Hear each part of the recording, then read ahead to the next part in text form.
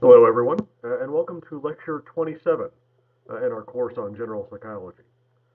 In this lecture, we're going to begin a new unit, and that unit is on psychological disorders. So as we approach the end of the course, we're going to start talking about disorders in mental function, how we define them, how we measure them, what their impact is on society. And then in our last unit, we'll talk about how mental disorders are treated and how effective some of those treatments are.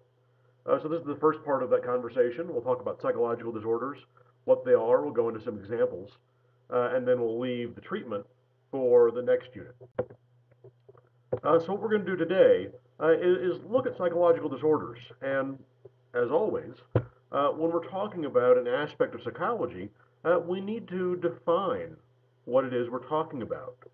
And when it comes to psychological disorders, this can be particularly tricky. We've already seen how variable human behavior can be. And so when we're defining a psychological disorder, that definition becomes difficult. How do we draw a line between what's normal behavior and what becomes a disorder? And if we start referring to something as a disorder, how does that label affect the individual? How does it affect how society treats the individual? And so there's an interaction between the individual and society that becomes really important when we start talking about psychological disorders and what that means for a person if they have one. Uh, we'll also use some examples in this lecture. So we'll talk about anxiety disorders. We'll talk about obsessive compulsive disorder and post-traumatic stress disorder. So these are some common psychological disorders. We're not going to have time in this course to talk about all of them. There are, of course, entire classes devoted to psychological disorders. So we're just going to talk about some examples in this lecture and the next one. And these are some of the more common psychological disorders. And so what we're going to do in particular today is we're going to see a little bit of history. So when it comes to mental health, there's been a change, especially in recent history, in how we approach mental disorders. And so a lot of that change in approach has to do with a deeper understanding of mental disorders, and in particular, the biological basis of mental disorders. We'll also look at the effects of culture. So the culture in which one is embedded has a big effect on the perception of mental disorders, how they are diagnosed, how they are treated, what cultures think of in terms of the cause of mental illness. And we'll see that in many cultures, mental illness, certainly historically, has been stigmatized, but even currently, there's a stigma, a negative association with mental disorders. And that's one thing the psychological community is currently trying to counteract, that stigma that associates a negative impression with someone that has a mental disorder. And so we'll see why that happens, what's currently being done to try and counteract that effect. When it comes to examples, things like anxiety disorder, we'll see that these things may occur for a reason, that mental disorders may not be entirely categorical, that if someone suffers from an anxiety disorder, for example, that may just be an extreme version of tendencies that we're all predisposed toward. And there may be a good reason to be predisposed toward anxiety. So we'll talk about that too. And then we'll talk about obsessive compulsive disorder, post-traumatic stress disorder. And when we get to these, we'll start talking more about the brain. So we'll talk about the symptoms, but we'll also see what we know about the basis in the brain for these disorders. So we'll cover that as well. Okay, so as always, we need to define our terms first. So what is a mental disorder? And here we're going to get in a little bit of history. So mental disorders, in terms of cause, used to be thought of as supernatural or spiritual or religious in some way. And so I put this picture here in the bottom right of the moon. Why?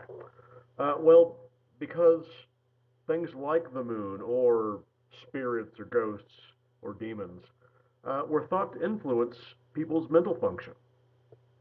It isn't for the moon, of course. The adjective form for the moon is lunar. We have the lunar calendar, we have lunar cycle, and it's the same place we get the word lunatic from. So lunatic colloquially describes a crazy person.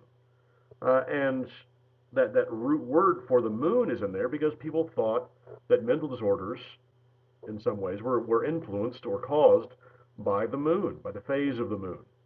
And that is not the only questionable uh, story for the origin of mental disorders. Again, demons, ghosts, spirits. Uh, and so that's sort of where we started out talking about mental disorders and trying to define and understand what a mental disorder is. And then as history progressed, uh, we come now to think of mental disorders as being more biologically based, and that they aren't caused by supernatural agents. They can be explained, they can be hopefully understood. In many cases, we can hope to treat them. And so we're going to transition to a more modern definition of a mental disorder, and that is that it's a persistent disturbance or dysfunction of one kind or another. So it means that something is not operating the way it normally operates. There's something different. Now, of course, that gets us into a difficult part of this definition is how do we define disturbance or dysfunction? Do we draw some line between what's normal and what's not? So where do we draw that distinction? And that is a persistent debate in the mental health community about how do we classify certain things as not normal when there's such variability between people. So that's an important debate, and of course we're not going to resolve that here, but it's something to be aware of. That first word here, persistent, is also very important. So we're talking about long-term disturbance or dysfunction. So everyone gets sad, everyone becomes anxious. Uh, People might have variance in their state of consciousness, for example. And the persistent part is important because everyone experiences these things. It's only when they become long-term and long-term disturbances in particular that we need to start thinking about their status possibly as a mental disorder. And it's something that affects feelings, thoughts, or behaviors. So that's what the disturbance is in. The disturbance of feeling or disturbance of thought or a disturbance of behavior. And of course, we know these are all associated with the mind. So feelings, thoughts, and behaviors were part of our definition of personality. They were involved in our definition of social psychology, when other people have an impact on our feelings, thoughts, or behaviors. So these are all just categories of psychological phenomena. So we have something persistent that disrupts how some aspect of our mind functions. And it causes distress or impairment. So it's not just something that's different. It actually causes the person some negative effects, or it impairs their abilities in one way or another. Those are all parts of our definition of a mental disorder. It's persistent, it's a disturbance of the mind, and it is somehow a negative experience. It causes distress or it impairs the person. And again, historically, we started off with a supernatural explanation, especially for things like epilepsy or schizophrenia. And so supernatural explanations led to supernatural treatments, things like trying to cure or stop witchcraft, for example. And again, we've come from there to a more biological understanding of mental disorders, or at least a more biological approach. There are many mental disorders that we can't claim to understand, but we still think that they're rooted in biology, just like other aspects of psychological function are. So that brings us to the medical model, the idea that mental disorders are some form of biological change. So we're emphasizing biology. There's also a role for the environment. And we've talked about the environment repeatedly, especially when it comes to things like social psychology, certain aspects of personality, and certainly stress. So there's an interaction between biology and the environment. You are not predetermined necessarily to have a mental disorder, uh, even if biologically you might be predisposed toward one. There's a role of the environment there as well. And so we have terms like disorder. And disorders are defined by what we call signs and symptoms. So there's a lot of terms that go into the medical model. I'm not going to delve into all of them. But signs tend to be more objective. Symptoms tend to be more subjective. People report their experiences. Signs are more measurable. But in any case, the disorder designation describes a grouping of signs and symptoms. So it sort of has an outcome perspective. If you have these measurable effects, if you describe the subjective symptoms, then that's what qualifies as a disorder. And that's in contrast to something like a disease, which your book calls a known pathological process. And what that really means is a disease, we know more about the cause. So that is what this known part is. Disorders, you can describe the symptoms. You can have a disorder and have no idea what the cause is. But you can still have the disorder. You can describe what its symptoms are, what happens to someone with the disorder, even if you don't know why it happens. A disease, if you use that label, it implies that you know something about what causes it. So for things like Alzheimer's disease, we know something about the causes of Alzheimer's disease, even if we can't treat them. So again, a distinction here between disease and something we can cure. We know the cause of many diseases. We know biologically what's happening. So pathology implies some sort of disease state. So something has happened biologically, and we can understand what has happened, whether we can address it or not. So that's the difference between a disorder and a disease. Disorder is more from an outcome perspective, doesn't know much about cause necessarily. And a disease, we know more about cause. We can say that a disease is this biological process that eventually leads to these outcomes. And then there's the term diagnosis, another D word. So diagnosis you've probably heard before. And this is determining whether the disorder or the disease is present. That's all it is. So if you diagnose someone with schizophrenia, that means you've tested them and determined that they have schizophrenia. So that is what a diagnosis is. It's just a determination based on testing whether or not the disorder or disease is present.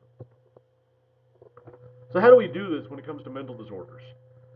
For other diseases, this is a relatively straightforward process. Many times we can detect things like the presence of viruses or bacteria, determine whether you have the flu, determine whether you have cancer. And so when it comes to psychological disorders, this becomes a little tougher because the mind is more complex, because the brain is more complex. We don't always have an obvious pathological cause for these disturbances in mental function. And so along comes what's called the Diagnostic and Statistical Manual of Mental Disorders, often just called the DSM. Its current version is the DSM-5, so that's the 5th edition. And that goes to show you that we've updated our understanding of mental disorders and our classification for mental disorders. And we've updated the description of symptoms, for example. So all of these go along with the DSM. And the DSM, again, is looking more from a symptomatic perspective. And it contains 22 categories of disorders. That's not even 22 disorders. That's 22 categories. So that's a lot. And of course, within those categories, there are multiple disorders. So there are lots and lots of possible mental disorders. Some are certainly more common than others. And the way the DSM tends to work is by listing symptoms. And if you are exhibiting some number of those symptoms for some period of time, then you qualify as having the mental disorder. And it's often up to a therapist or a psychiatrist to make that determination. It could be through questionnaires, it could be through interviews. But that's the idea. Is the DSM, because psychological disorders are so complex, the DSM has to come up with rough categories, symptoms within those categories and disorders, and then people might have 5 out of 9 of those symptoms. And what that means is that because you only need to have some symptoms out of a larger number, you can have 2 people diagnosed with the same mental disorder that have symptoms that are completely different, or at least very different, depending on the disorder. And we'll come back to that idea later on in this unit. But that's one of the hard things about mental disorders, is we're sort of grouping them based on outcomes. And there's such variability in the population that 2 people might seem to have the same disorder, even though their symptoms, their specific symptoms, might be different. So that's another difficulty when it comes to the DSM and mental disorders, is defining the disorder in terms of its symptoms, when people might have very different symptoms and be suffering from the same basic disorder.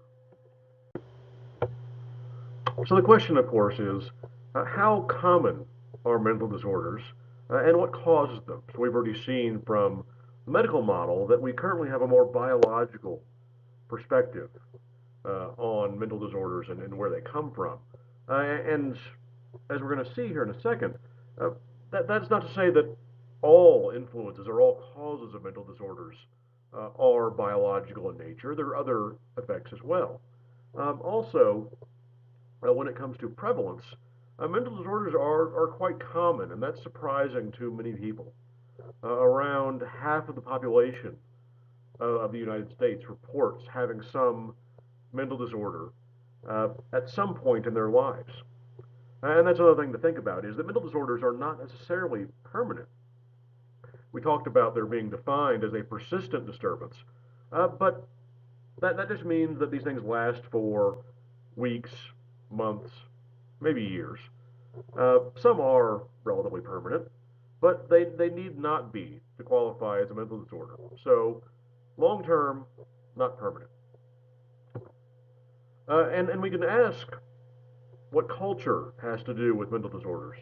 And so is it the case that certain mental disorders are exclusive to certain cultures? That is, do mental disorders occur as an effect of culture? Does culture seem to determine which mental disorders are possible and which ones aren't? And the answer seems to be pretty much no. There are differences in prevalence across cultures, but as we can see from this diagram here at the bottom, that the relative prevalence of certain disorders is pretty consistent. So if you look at the ratios of anxiety disorders to mood disorders, for example, it's pretty consistent. And so you don't have a really rare disorder in one culture that's really common in another. By the way, in this diagram, if you look quickly, it looks like South Africa doesn't have anyone with an impulse control disorder. That's not right. They just don't have the data available, so that's why that bar is not there. Uh, Now, one thing we do see is that there are overall differences in prevalence across cultures. Now, does that mean that certain cultures are predisposed to actually having mental disorders? Is it the individuals in the culture that some are more prone to them than others? Possibly, but probably not. There are some really important cultural factors when it comes to mental disorders. So, how acceptable mental illness is in a society or a culture. So, in some cultures, it is heavily stigmatized.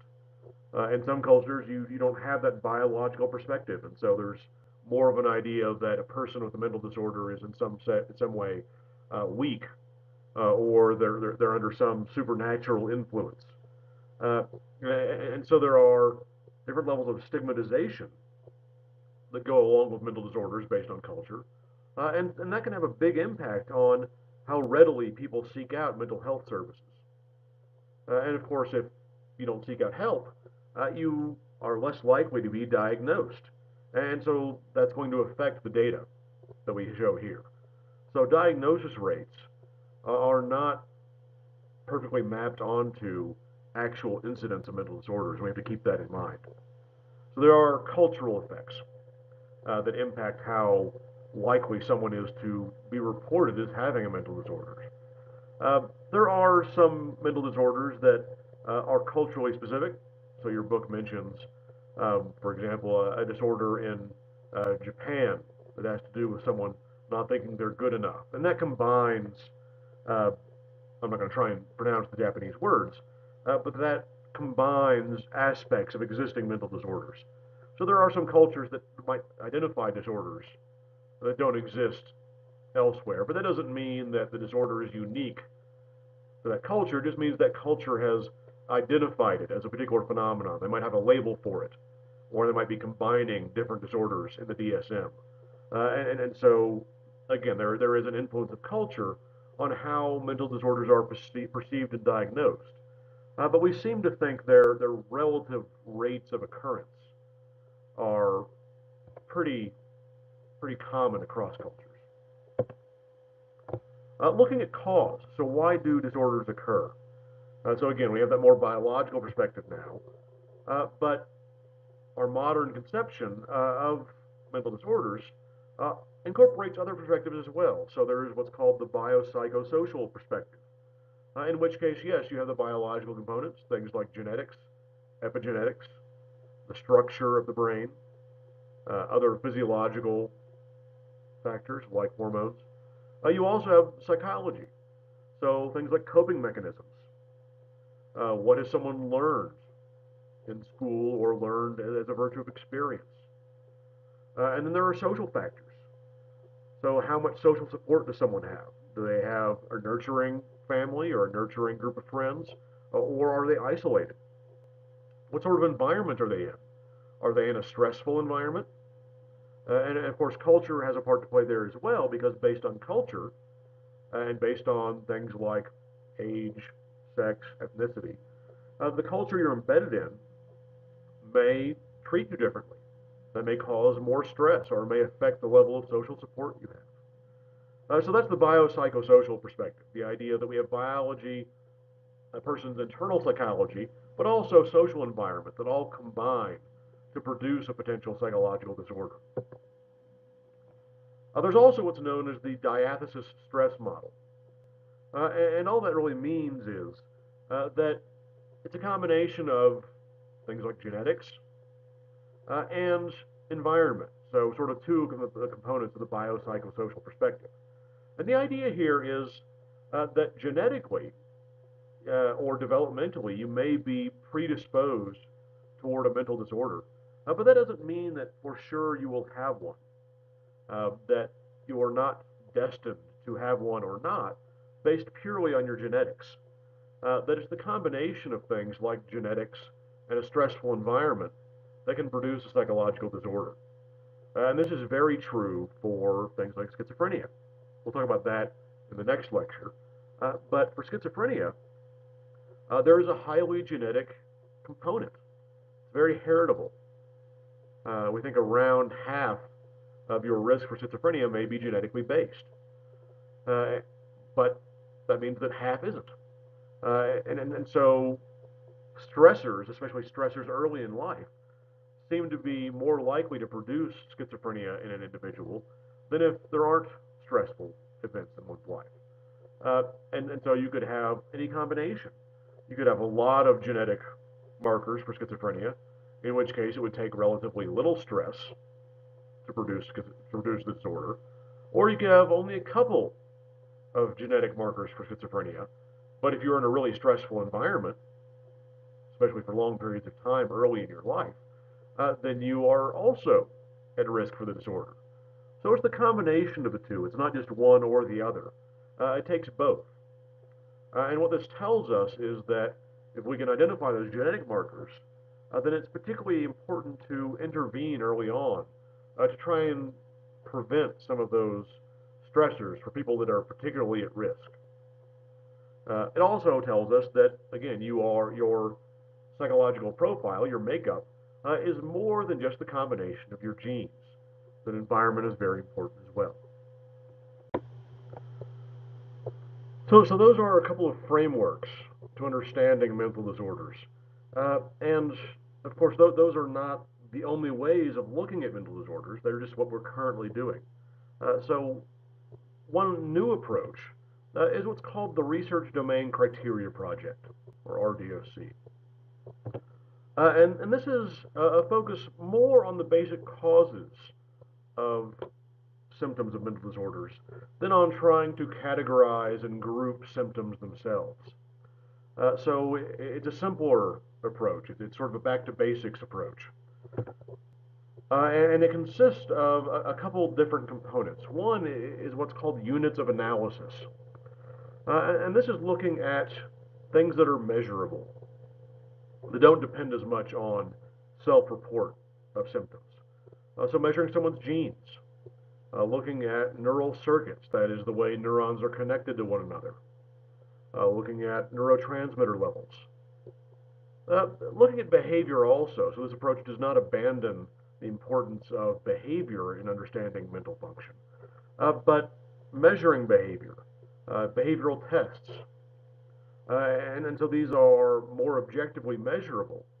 And the idea is to look at the relationship between these so-called units of analysis and what the approach calls constructs. So again, rather than try and to come up with a label that contains all of the various symptoms, and they can be really different from one another, the focus here is on the deconstructed components of psychological function. So things like attention, things like arousal, which has a physiological component, anxiety. And so a disorder might affect all of these things, but the RDOC framework is designed to look at how these more basic causal components, things like genes, give rise to or affect these basic psychological components. So attention, memory, again, things we're better able to objectively measure, and that kind of make up the mind. So symptoms can be very complex, and combinations of symptoms even more so.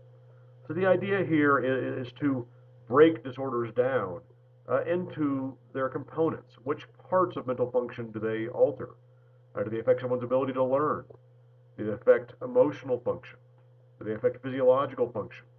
And so we're trying to look at those relationships as opposed to trying to come up with a category and a label for a collection of symptoms. So that's an ongoing effort. And since I just mentioned labels, a word about labels. So one thing that's interesting about mental disorders is how impactful those labels can be. So a psychologist named David Rosenhan was very influential in this area. He wrote a paper called "On Being Sane in Insane Places," and he did two important experiments. One of which your book mentions, and that is one in which he sent himself and some fellow volunteers to hospitals, and they were to go there and report a single symptom, which was an auditory hallucination. They heard a voice that wasn't there. No other symptoms, and no recurrence of that symptom. So all they had to do was go in and say, "I heard a voice," and these people got labeled as having schizophrenia. And on average, they were kept at the hospital for 19 days. Some people were kept for as long as a couple of months before they were released. All on the basis of that one symptom, and that's one instance of that symptom. And so the idea is that coming in with a single symptom, there's a tendency, and this is true of all people, to latch on to the information that we get first. And then based on the information, we come up with a label.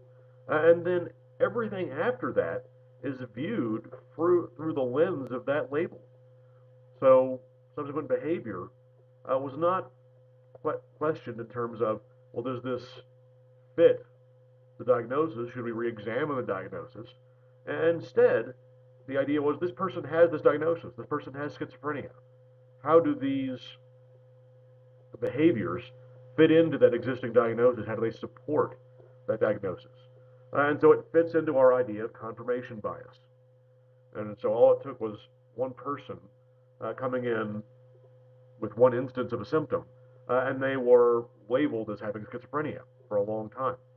Even when they stopped having symptoms and then doctors realized that, the person was released, but they said the schizophrenia was in remission as opposed to they were never actually suffering from schizophrenia in the first place. So that's one experiment that says how important those initial labels are, both to the patient, but also to the doctor. The doctors have a tendency to confirm diagnoses. What your book doesn't mention is a follow-up experiment that's also interesting, that the hospital wrote Rosenhan afterwards saying, well, you picked faulty hospitals. This would never happen at our hospital, that we would never misdiagnose the patient. We would recognize your imposters for what they were. So Rosenhan wrote a letter saying, okay, I'm going to send some of my imposters, some of my people that are faking symptoms, to your hospital. I'm going to see if you can pick them out. And that hospital labeled many of its patients as having possibly suspicious diagnoses, that maybe these people were imposters. They weren't actually suffering from disorders, or they weren't actually experiencing the symptoms they claimed. And it turns out Rosenhan did not send anyone. So it also proves the opposite. If people think there are individuals that don't have mental disorders, they're more likely to claim that when the person actually does have a disorder. So again, the effect of expectation, the effect of labels. So it's important to realize that, how important those labels can be. Now, some people have claimed that this experiment demonstrates that psychiatric diagnosis is a flawed enterprise, that mental disorders don't exist or they're not diagnosable, and that is probably taking it a step too far. Recognizing the importance of labels is different from saying that disorders don't exist or that you can't diagnose them. These people were faking a legitimate symptom of a disorder, and of course that's not a common situation. In fact, one person protested someone else's impugning the idea of psychiatric diagnoses, saying that if you fake the symptoms of a stomach ulcer, that you couldn't really blame the doctors for diagnosing the person with a stomach ulcer, because it's faking a stomach ulcer is not a common thing to do. It's not reasonable. And so the problem is not with necessarily the diagnostic criteria. It's what happened afterwards. It's what happens once the person has that label. And associated with that label is often a stigma. So especially for things like schizophrenia, for things like depression, that people have a preconceived idea that individuals with mental disorders are dangerous, or they're weak or somehow undesirable. And so as a result, people often don't seek out mental help if they need it, because they're afraid of that stigma, and rightfully so. That stigma does affect how other people treat them. And that's an important part of society and its relationship to mental disorders. We need to try to downplay that stigma, try to eliminate that stigma, so that people, if they need help, feel free to seek it out. And of course, framing is important here also. And your book mentions briefly the importance of not just the labels, but how we phrase it. So referring to someone as schizophrenic as opposed to a person with schizophrenia, again, puts someone in a potentially more stigmatized position.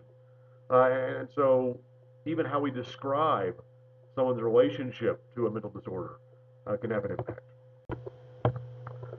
Okay, now I'm going to switch gears a little bit and talk about some examples of mental disorders. We've talked about how they are classified and diagnosed, some problems that lie there. And I'll use as my first example anxiety disorders. And we'll start with phobic disorders, commonly known as phobias. And of course, we know what phobias are. These are excessive and persistent fears. So again, it's not momentary. We can be afraid of many things momentarily, and then mitigate that fear somehow. And these, of course, are fears that are disproportionate to how afraid other people are of the stimulus. And many phobias are what we call specific. They are tied to a particular stimulus. It could be an animal, like a snake or a spider or a dog. It could be the fear of injury of a particular kind, so things like needles. Um, or it could be natural situations, so rainstorms, thunder, lightning, floods, fires. And so these are tied to, again, a very specific kind of stimulus. There are also social phobias, where the person is afraid not of a particular person, but rather of being embarrassed or humiliated in a social situation. So they're a little more general. And the thing is that both of these phenomena uh, have a certain component of rationality. So these are not random stimuli that a person is afraid of. In many cases, these are actually potentially harmful stimuli. You may not want to be out in a lightning storm. Some spiders and snakes can be harmful. Being humiliated if you uh, fail in some social situation, that can harm your reputation or can harm your social status. So there are reasons possibly to be afraid in these situations. The question is, how afraid should you be, and how persistent should that fear be? How situation dependent should it be? And this ties into something called preparedness theory, the idea that we are predisposed toward being afraid of certain stimuli and not others.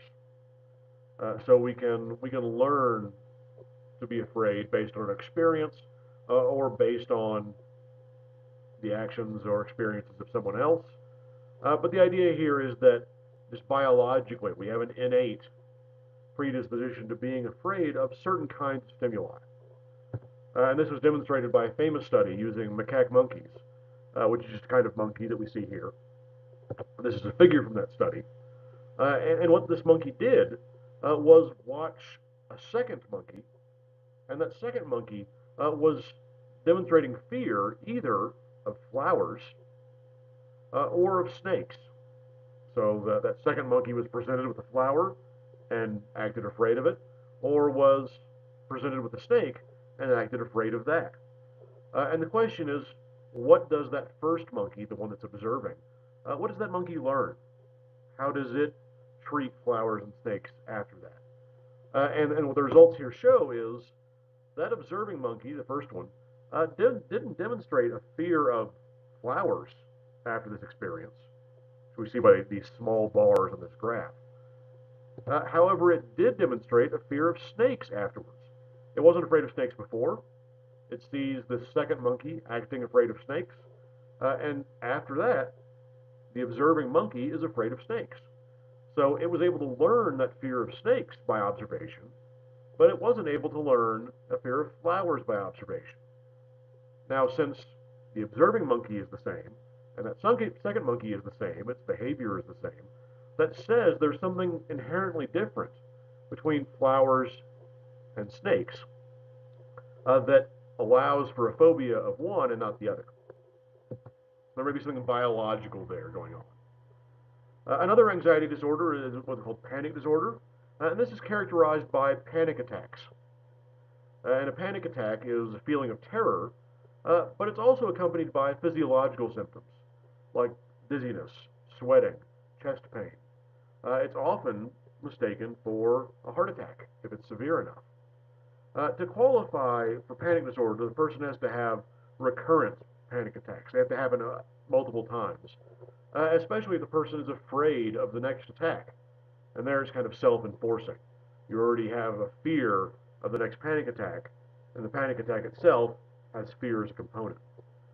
So that's what qualifies for panic disorder is multiple panic attacks.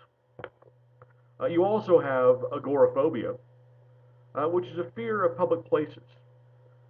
And it turns out the fear is not the public places themselves. It's not the location. It's not even the people. The fear is that something might happen to the individual while they're in that public place, and they won't be able to get away, or they won't be able to seek out help. And so this often leads the person to stay indoors in their home for fear of some traumatic event happening out in that public space. And then there's a generalized anxiety disorder. And this, as the name suggests, is not so specific. The stimulus, what the person is afraid of, can change. And so this is characterized by non-specific, chronic, that is long-term, we have that component again, and excessive worry. And of course, everybody worries about something from time to time. We all worry about different things. So we have to try and describe what we mean by chronic and excessive. But again, it's disproportionate to the amount of worry the average person feels, and it's longer term. And so again, this can keep a person from sleeping or preoccupy someone's thoughts, so it impairs their other functions. But again, non-specific. It's not just a fear of one stimulus. And looking at the biology of generalized anxiety disorder and the environment of those that suffer from it, we seem to uh, have at least one idea biologically what's happening, and that is uh, looking at levels of excitability in the nervous system. So GABA agonists, uh, drugs like Valium, for example, seem to relieve some of the symptoms of generalized anxiety disorder. And so by inhibiting the nervous system, you also tend to relieve anxiety. So that's part of the story, but it's not all of it. Also, antidepressants, which don't affect overall excitability of the nervous system, also seem to have an effect on generalized anxiety disorder. So it's not as simple as general levels of neural activity, but reducing those levels does seem to help. For risk factors, we go to environment. So people that have lower income, that are in urban environments, that are part of cultural groups or social groups that are lower status. These things all have an impact on the risk for generalized anxiety disorder. So we know something about the biology, we know something about the environment, and so that brings us back to that idea of the combination of environment and biology giving rise to mental disorders. And what's interesting is that anxiety disorders often do not occur in isolation. That a person that has one is at higher risk for having others. They're also at higher risk for suffering from depression. So that's what we call comorbidity. So you may have an anxiety disorder that is comorbid with another one. That means you're at a higher risk. They tend to occur together. And so you might see that term comorbidity. And that is what it means. It means that a person with one anxiety disorder is at higher risk for suffering from other disorders as well. So the last examples I'll talk about in this lecture are obsessive compulsive disorder and post-traumatic stress disorder, which are also fairly common, like anxiety disorders, and they have defined sets of symptoms. So obsessive compulsive disorder, otherwise known as OCD, is characterized, as the name suggests, by obsessions, which are repetitive, intrusive thoughts. So you keep on thinking about something and you can't stop, even if you don't want to. So these are thoughts that keep on coming to mind. And then compulsions, which are behaviors rather than thoughts. And these are often ritualistic. So checking on the stove, for example, or cleaning one's household. Uh, and obsessions, correspondingly, are things like worrying about the stove or thinking about the possibility of having germs on your body or in your household. And so these two components, these intrusive thoughts and the behaviors that are often intended to relieve those thoughts, characterized OCD. And looking at the brain, we know a little bit about OCD in the brain. And the caudate nucleus, which is part of the basal ganglia, seems to be involved in OCD. It's more active in patients with OCD than others. And what this diagram here on the right actually shows is that if you give someone drugs that counteract the activity of the caudate nucleus, that A, reduces activity in the caudate, in the basal ganglia, but it also relieves symptoms. What's also interesting, your book doesn't mention this, is that a technique called deep brain stimulation, which is the implantation of a permanent electrode in the brain, seems to possibly relieve the symptoms of OCD.